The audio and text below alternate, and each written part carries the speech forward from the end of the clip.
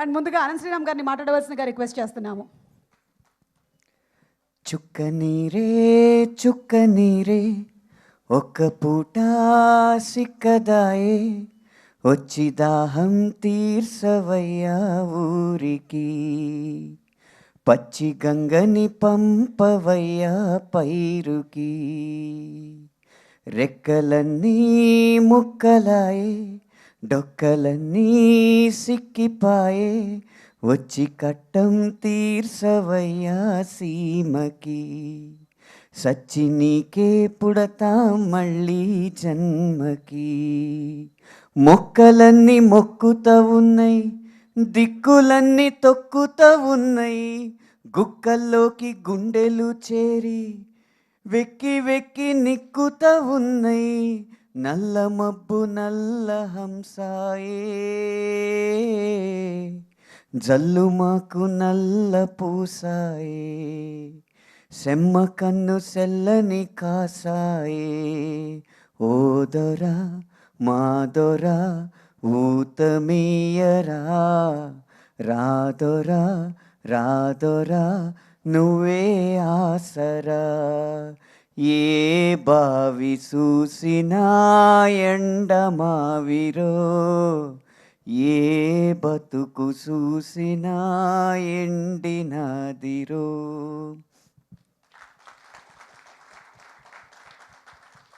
ఇంత అంగరంగ వైభవంగా సంబరంగా జరుపుకుంటున్న ఈ సక్సెస్ మీట్లో ఈ కరుణరసాత్మకమైన పాట ఏంటని మీకు సందేహం రావచ్చు. ఏకో రస కరుణ ఏవా అని భవభూతి గారు చెప్పారు. నవరసాలని గనక ఒక రేఖ మీద వేస్తే ఈ చివర కరుణరసం ఆ చివర రౌద్రం ఉంటుంది. కానీ ఈ సినిమాలో ఒక కంట్లో కరుణరసం ఒక కంట్లో రౌద్రరసం పండించిన ఘనత నందమూరి బాలకృష్ణ గారికే చెందింది.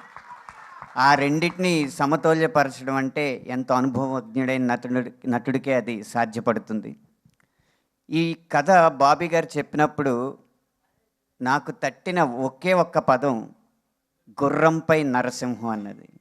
డేగా డేగా అన్న పాటలో గుర్రంపై నరసింహం అనేది బాలకృష్ణ గారి స్వారీ చూసిన తర్వాత తట్టిన పదం అన్నమాట. చాలామందికి ఏముంది గుర్రం మీద వస్తున్నారు కదా అనుకోవచ్చు. ఈ గుర్రపు స్వారీ అనేది వయస్సు అనేది కేవలం సంఖ్య మాత్రమే.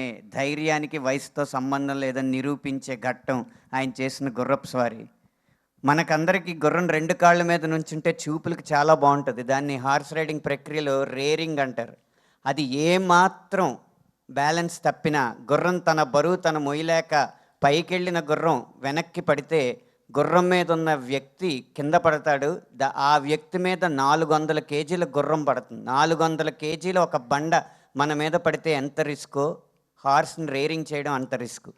ఈ దశలో ఇన్ని విజయాలు పొందిన తర్వాత కూడా సినిమా కోసం నేను ఏదైనా చేస్తానని నిరూపించిన ఆయన ధైర్యానికి శిరస్సు వంచి నమస్కరిస్తాను.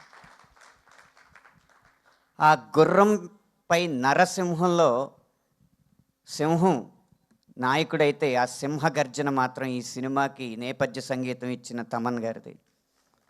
మనకి దృశ్యం ఎంత గంభీరంగా కనిపిస్తుందో ఆ నేపథ్య సంగీతం కూడా అంత అద్భుతంగా వినిపించబట్టి డాకు మహారాజ్ అన్న సినిమా విజయానికి ఒక మెట్టు పైనే ఉంది కానీ విజయంతో సరిపెట్టుకోలేదు. దానికి మూల కారణమైన తమన్ గారికి మేము కృతజ్ఞతలు తెలియజేస్తున్న బృందం తరపున. ఈ సింహం గుర్రం ఈ స్వారీ చేయడానికి కావలసిన నేలను సమకూర్చింది మాత్రం దర్శకుడు బాబీ గారు. ఇప్పటి వరకు బాబీ గారి సినిమాలు ఒక ఎత్తు, ఇప్పటి నుంచి బాబీ గారి సినిమాలు ఒక ఎత్తు అనడానికి ఈ ఎత్తుకి మధ్య వారధిగా డాకు మహారాజ్ చరిత్రలో నిలిచిపోతుందని నేను మనస్ఫూర్తిగా విశ్వసిస్తున్నాను.